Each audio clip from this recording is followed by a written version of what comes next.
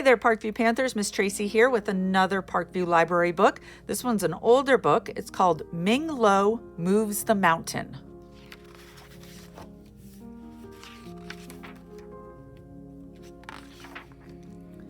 Ming and his wife lived in a house at the bottom of a large mountain. They loved their house, but they did not love the mountain.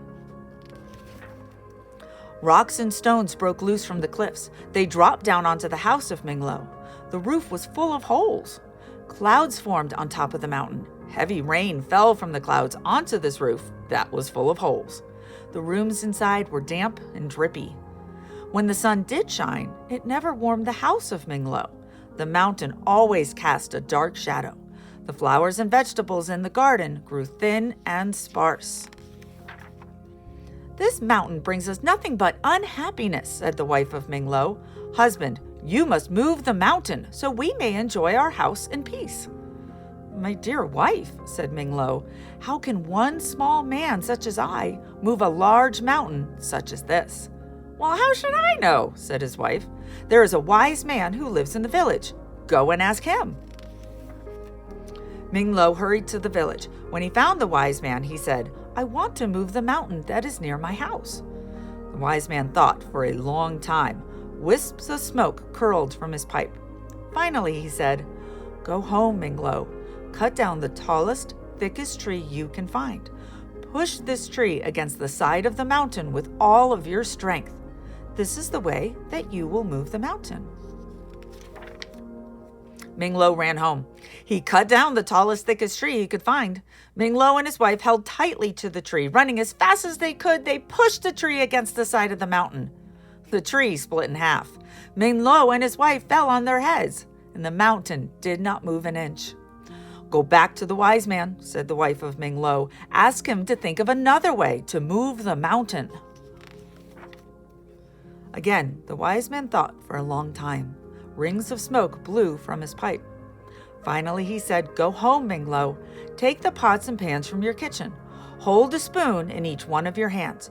With these spoons, hit the pots and pans as hard as you can. Raise your voice in loud shouts and cries. The mountain will be frightened by the noise. This is the way that you will move the mountain." Ming ran home. He took the pots and pans from his kitchen. Ming and his wife held a spoon in each one of their 4 hands. They shouted and cried. They hit the pots and pans as hard as they could. They made a great noise. Flocks of birds flew out of the trees, but the mountain did not move at all.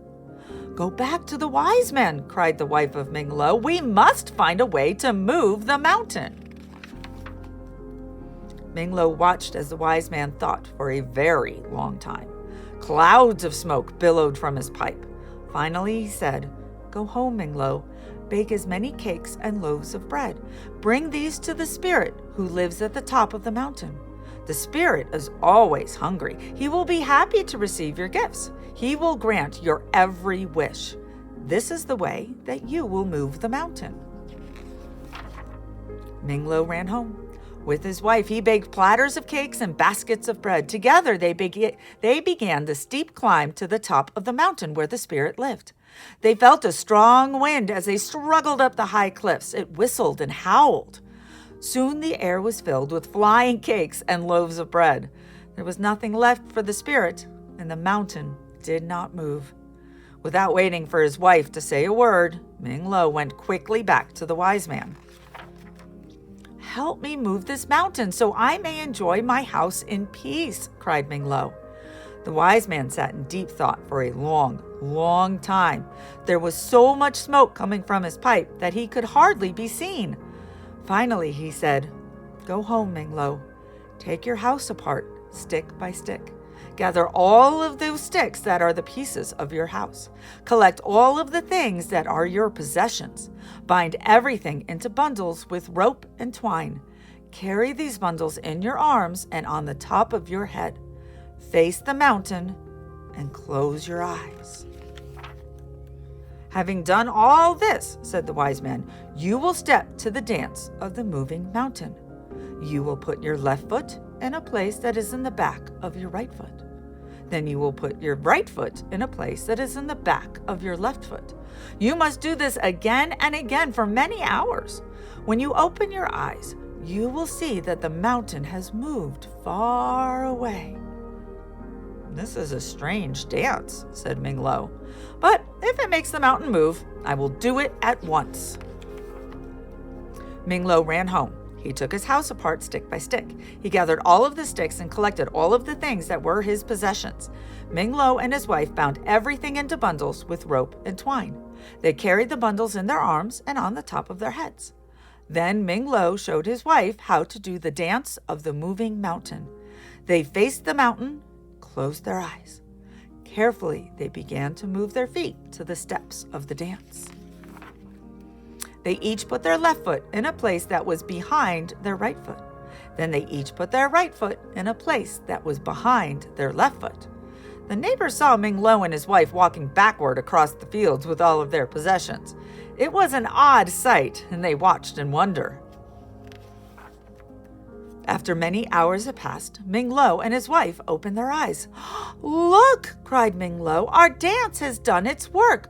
The mountain has moved far away." Stick by stick, they rebuilt their house. They unpacked all of their possessions and made themselves at home. Ming Lo and his wife lived the rest of their lives under an open sky and a warm sun. When the rain fell, it came down gently on a roof that had no holes. They often looked at the mountain that was small in the distance. There was a happiness in their heart, for they both knew that they had made the mountain move. The end.